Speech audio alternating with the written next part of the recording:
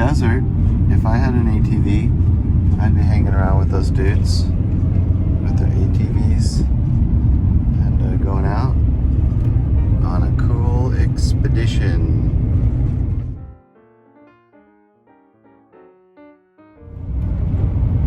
Well, the gate's open. That's a good sign. Vehicle pedestrian entry prohibited. Okay. Well, somebody's here.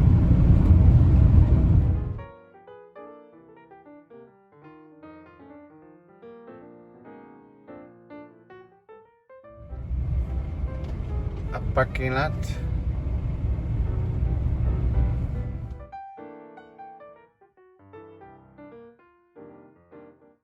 Montezuma Castle, the most visible building complex of the Sinagua in this area, was constructed in phases.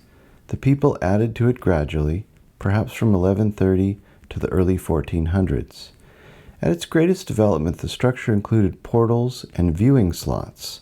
Some passageways in the walls and ceilings were opened or closed, indicating that home improvements may have been done during the overall building process. The name Montezuma is really a myth. American explorers gave the name Montezuma to local features in the 1800s, believing that Aztec Indians of Mexico built them.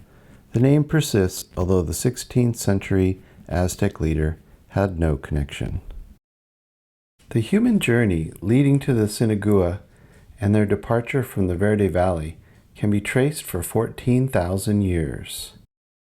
Throughout the Verde Valley in north-central Arizona, you may hear and read the word Sinagua as the name of the prehistoric people who once lived here, but no native group has ever called themselves that. In the early 1900s, it was common for southwestern archaeologists to classify and name various cultural areas based on similarities in pottery, tools, building styles, and burial practices. We will likely never know what names or borders prehistoric people might have used for themselves. About 50 people once made the dark and smoky rooms of Montezuma Castle their home. They spent most of their time outside on the rooftops or in the woods and fields below.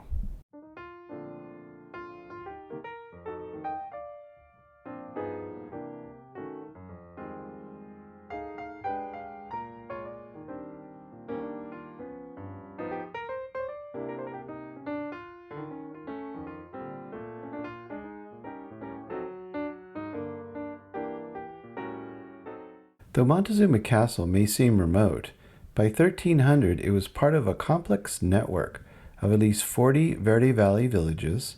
Between 6,000 and 8,000 people may have lived in the valley and its surrounding uplands. Many Hopi people say Montezuma Castle and the numerous other villages in the valley were built and occupied by clans migrating in waves from the south. The villages were springboards to settlements further north and ultimately to villages in the Hopi mesas. In their view, the Verde Valley was simply a temporary stop in a larger journey and not the final destination for these people. All right, so coming out of the visitor center, I thought we'd be the only people here, but we parked in the very first spot and all of a sudden everybody got here because it opens at 9 and it's just about 9 o'clock. I think they were kind of nice and let everybody in about 10 minutes till, and because I think they were ready to go, so why not? And then Lily's hobbling along. We're trying not to go on too strenuous of a hike today, just some light walking, so she can get some exercise, but not do any further damage to her knee. And then we're just walking along the path, and it is really pleasant here. It's about 9 o'clock in the morning, as I said, and it's probably 70, and in the shade it's just really nice. Just imagine living here as a native person many years ago. Wow. Oh my. And there's our first view of the Montezuma Castle cliff dwelling. Very impressive. Yeah, with just ladders upon ladders to get up there. How would they even build something like that?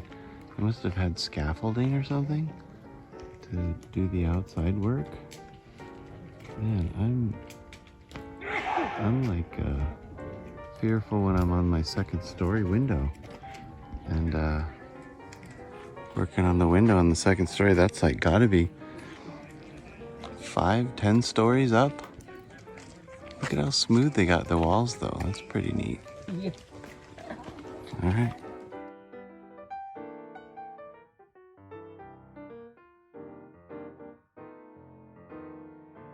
Way model of Montezuma Castle. On the top floor, the elderly village lookout keeps his solitary vigil. His eyes search for approaching danger to those working the fields below the castle. These cliffs are just really overhanging. It's kind of amazing. They don't just fall down. And then looks like some other. Like there's like a bird. Oh, all the swallows, right? Yeah.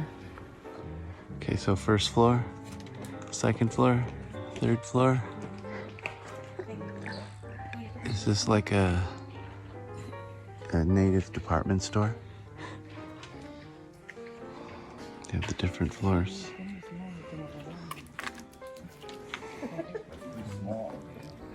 Okay, so we're sitting here at the Montezuma Indian Ruins. It opened at 9, it's now 9:14, and we are done exploring the entire place. Kind of like that. And that's with me limping around. Yeah, I kind of like it. Short and sweet is what we got. Indian Ruins, a couple of placards, something at the visitor center, and then we'll move on to something else. Nice, efficient.